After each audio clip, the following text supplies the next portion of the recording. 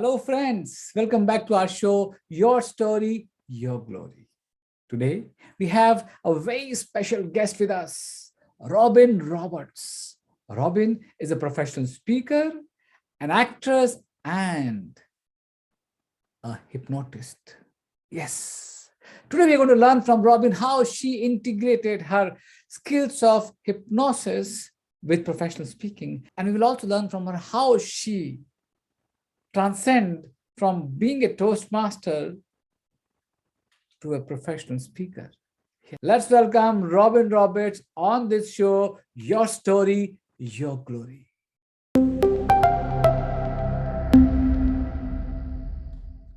So, welcome, Robin, to our show, Your Story, Your Glory. Thank you, Deepak. It's wonderful to be here. I'm so excited. Yes, I am also very excited. The idea about behind this show is to learn from successful speakers, successful trainers, how they have ventured into this path of speaking and training. So before we move forward and ask you many different questions, Okay. I would like to know from you a little bit about your story. What's your story behind becoming a speaker, trainer? And as I told my audience, you are not only a speaker and trainer, but you are the hypnotist. Yes, I am the hypnotist. And thank you so much. My story, I have wanted to speak professionally for a very long time. And things would come up and I wouldn't get there, but I was always a Toastmaster. That was a lot of fun. I learned that I was introduced to that 27 years ago and have Uh-huh. been involved a great amount of my time in Toastmasters because I just love to speak. But I didn't quite get to the professional piece of it. And then life happened and we had a family business and I needed to find another source of income to go along with the family business. So I became a hypnotist. Ah. That's the hypnosis piece. Then I did a lot of speaking to promote my business. So for quite a while, my speaking career was going out to speak to promote my business, to tell people what hypnosis is and what hypnosis isn't, because there's a lot of false information about hypnosis out there. And that was where I was doing most of my speaking. And I do have a coach. I believe in having a coach. My coach said, hey, wouldn't it be great? Speaking in that way is great, but what about speaking and getting like a nice check as a reward? Wow. Yes, of course. And yeah, so I said, well, I think that sounds like a mighty good idea. And as you know, from Toastmasters, we get trophies when we speak in the Toastmasters environment, trophies of one kind or another, whether it's a ribbon or an actual trophy or a medallion or whatever it might be. So this was the big trophy, right? She's like, how about a $2,500 trophy in the way of a check? And I was like, yeah, I think I would like that. So that was really when I started shifting and taking what I knew and what I'm passionate about, which is hypnosis, and using it as my springboard for speaking. So that's how I got where I am. You combine hypnosis and speaking and use hypnosis to speak. Am I right? Well, it's the basis of what I speak about because it's mindset. Okay. And your mind is controlled by your subconscious mind, and your subconscious mind is accessed through hypnosis, as So, marketers well know. yeah, absolutely. Yeah. So, if I have to ask you a very straight question that most speakers would like to know, and if for their niche, what problems you solve? Mindset. So if you've got a team and they're not functioning well as a team, or they're setting goals, but they're like, oh, this is gonna be really hard. We can't do those kind of things. Then it's all about mindset, change, embracing change. Because a lot of times we have change and we think we want it, and then we end up repeating an old pattern, and we're kind of like, wait, why did Absolutely. that happen? So I'm here to help people understand how their subconscious mind works, how they can use it to get the results that they want. So Absolutely. that's how I combine them. And do I do some hypnosis? It depends on the environment. It depends on what we're doing. I'm mostly showing people how to change their minds, how to embrace it. Of course, when you're a speaker, honestly, you are interacting with the subconscious mind. You have those people in your audience and you want them to understand your point. That's why we use stories, Yeah. because stories allows the listener to put themselves in the story and Yes. to understand how it relates to them.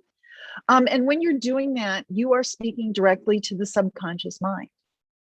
You are letting the subconscious mind create the picture, and now that listener is putting themselves in the picture, and they can see now, as you deftly weave your way through your story, how it relates to them and how they can now embrace whatever it is they need to embrace.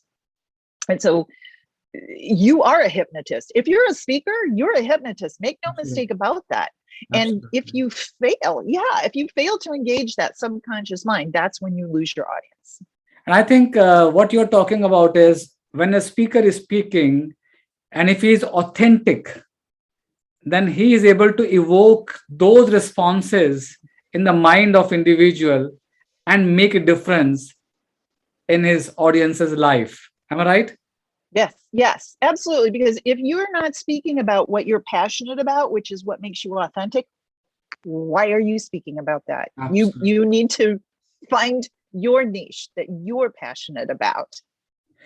So, my friends, what you heard just now, Robin said authenticity is very important when you are picking up your area, and authenticity directly drives from passion. Passion is very, very important. Now, Robin, taking a clue from what you said, that you combined your hypnotist certification with speaking, when was that?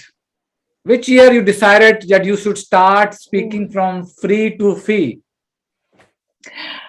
Well, probably in the last 3 years, I really moved into that direction. Before that, I was really, I would go speak anywhere to anyone about hypnosis. And my stories were always, I really look, as a good friend of mine, Deepak says, look for what's going on in your life and use those stories. So that's what I was doing. And I honed a lot of that in Toastmaster meetings, because I would take a story and I would craft it. And you'll find a lot of those stories are now in my presentation. Absolutely. Because, it's always about, what does that really mean in my life? You can blow over some things, but if you stop and take a moment to really look at what happened, you can have some pretty deep stuff come up from that. A different question. As you talked about your journey with Toastmasters, now you are also part of National Speakers Association, and you are also part of Pathway of Professional Speakers Toastmasters Club. That is very different club. Okay. Yes. Now I would like to know from you, especially for my all the Toastmasters friend who are listening to this episode. And I always say this thing: don't play with Toastmasters. Don't play with Toastmasters, because I played with Toastmasters for many years. And later on, I realized that if I create a momentum in my Toastmasters journey, the results will be very different. But if I go someday, okay, today I'm free, I'll go and hang out, the results will not come. Commitment. Do you think You also experienced the similar thing in Toastmasters with yourself and also with members around the world. If you're committed, I mean, it's a fun place to be. And I will say that Toastmasters, most of my clubs, I've had people who become like family. Yeah, I'm very close to them. absolutely. And it's not like, oh yeah, that's a meeting that I might show up at or I might not show up at. There's a definite, deeper sense of commitment. And I think that definitely creates a momentum that you're headed in the right direction. Definitely. And it's to your advantage. If you want to be a speaker, an expert who speaks, by the way, not just a professional speaker, but an expert who speaks, which is really where the market's headed. When you listen to some of the leaders in our industry, they are talking about experts who speak. If this is what you want to pursue, you must, sorry, I hate to tell people must, but you must make that commitment. And for our group, in particular, the Pathway of Professional Speakers, it is a rehearsal hall. It is a place where you can come and you can make a mistake before you end up in front of a client making a mistake. You can come here and test out new material before you try it cold on an audience. So it is honestly, it's such an advantage if you're in a Toastmasters club. Such an advantage for you to really hone your message and get the most out of it. And you get to challenge yourself to really show up and get the most out of it.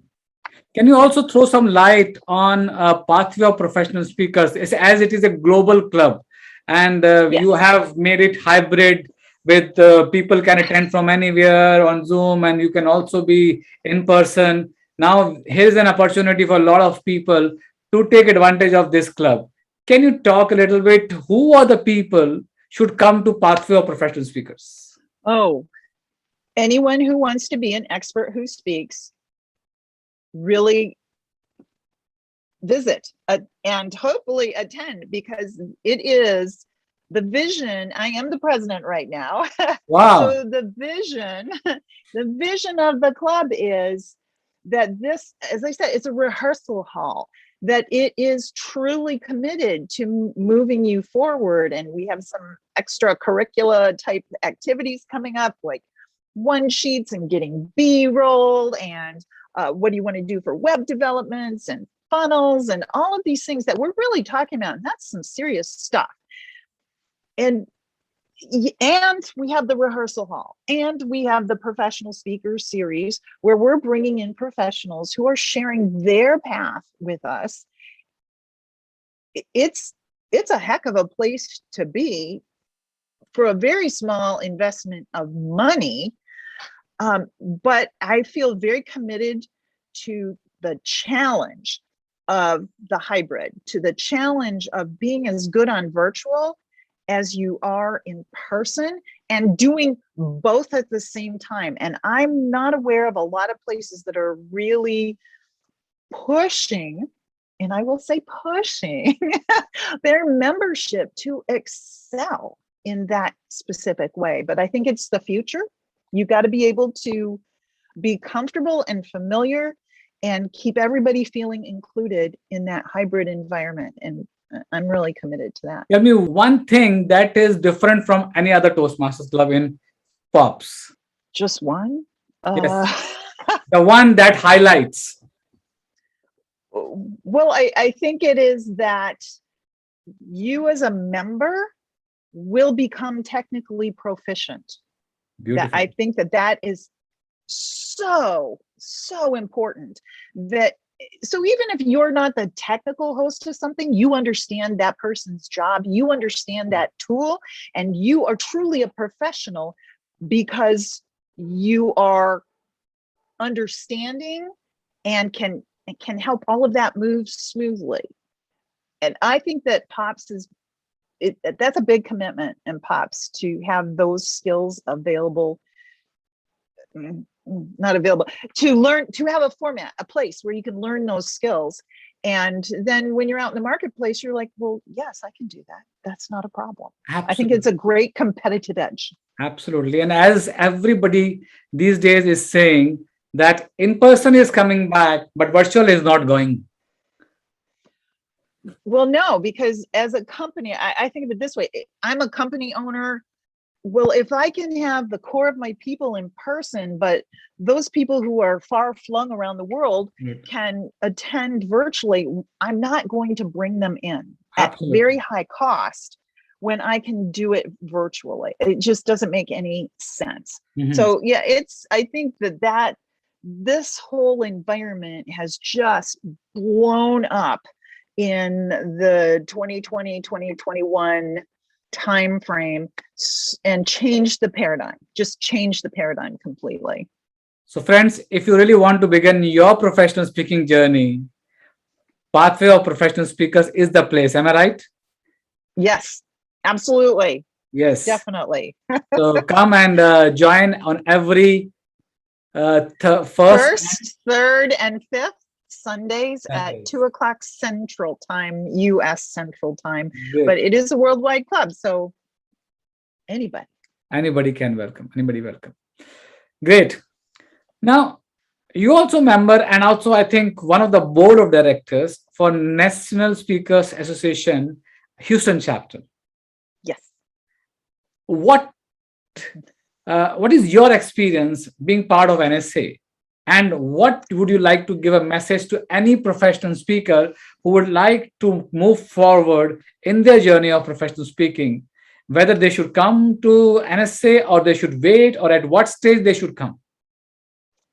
I think you come as early as possible. So if you know today that this is the career you want, then find that chapter near you and join. A long time ago, I lived in the Denver area and I used to go to NSA Denver. And I was a baby speaker then. But I went, and here's the such an advantage is now you are hanging out with people in your industry who are on the path ahead of you. And as you said, I am on the board. I am in charge of membership. I did that with intention. I joined a Houston chapter just a bit over a year ago. But when it came time for a new board, I raised my hand because what I know is those people, I need to know them and I need them to know me. Absolutely. Yeah, just having mentorship. And I mean, maybe they have a gig that's not right for them, but they know me and they go, oh, she's who you want. She's the perfect person. And oh my gosh, it was such great. They've got the war stories. You don't have to go through the war to get the benefit of the wisdom that they have Absolutely. already gotten. You're living with celebrities. Yes. Yeah. Yes, yes, you are. And oh yeah, I'm just gonna hang out and talk to Lois Kramer, huh? Oh yeah. Go Yes. talk to Lois Kramer. That's awesome. Yeah, Yes. Yes. super. No doubt Such an about it. advantage. No doubt about it. NSA is the place for anybody to come and experience the professional speaking industry live. Yep. Speaking is something that a lot of people want to do, especially Toastmasters wants to do. Okay. If there is a budding speaker there, because I remember many years back, I have postponed. I always say, don't postpone your greatness, and I have postponed my greatness many years. Oh, you and I both, Uh, Deepak. You and I So, both. so there are many people who keeps on thinking that, oh, they can speak, they have a good speaking skills, or they don't have a good speaking skill, but they want to do something in this area. When they listen to any speaker, it gives them goosebumps, and they come and ask us also many times, but they go back and again sit in their comfort zone. What Mm, message you would like to give to yeah, get people out of your comfort. who have huge potential, but they need to unleash that potential? Yes, you have to get out of your comfort zone. You have to move into a place where you're going to get some information you don't like. And I say that because of this.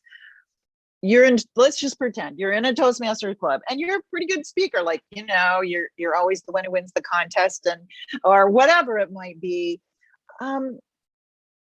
But then everybody doesn't have anything to say in terms of really strong feedback. You have got to move on. I mean, you can stay in that club, don't get me wrong, but you've got to move on to a place like Pops, for example, where one other difference is we do 6 to 8 minute evaluations. Wow.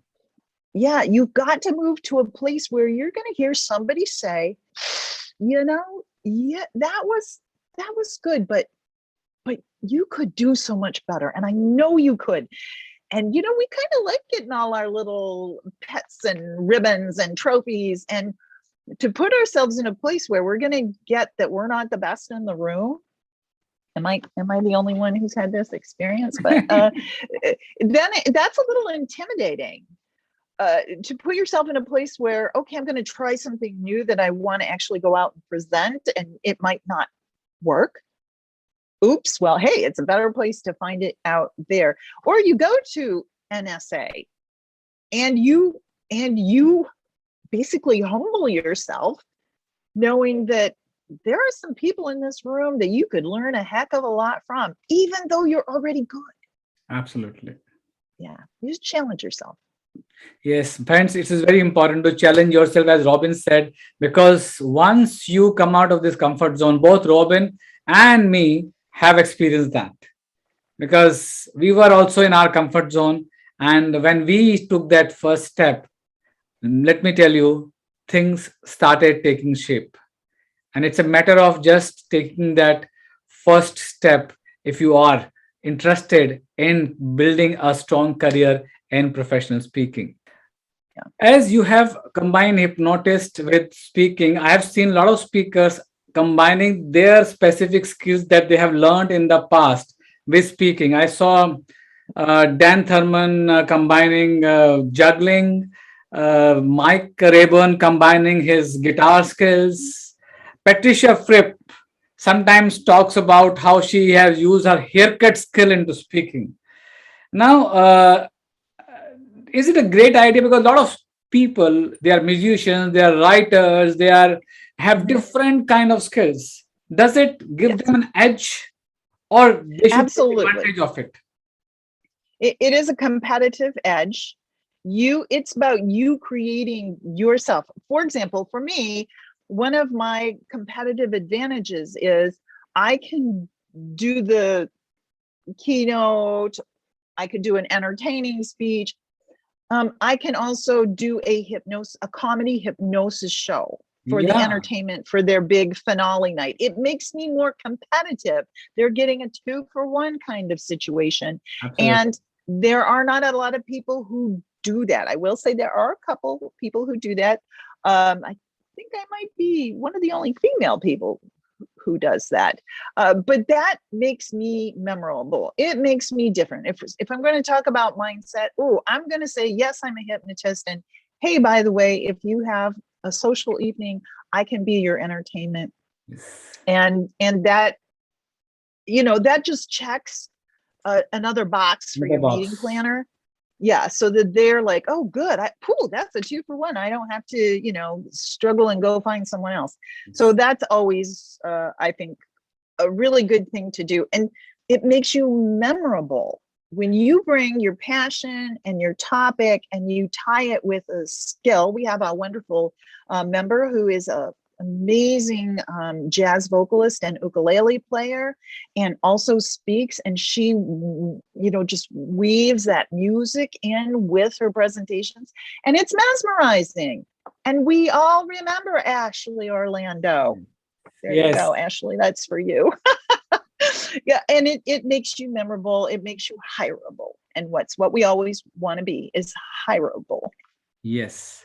So friends, look at what special skills you have, and you have an edge in the market. Robin, before we close, I would like to share your 2 mistakes in your speaking journey that you want people should not make, so that we don't want to reinvent the wheel, because wheel is already there.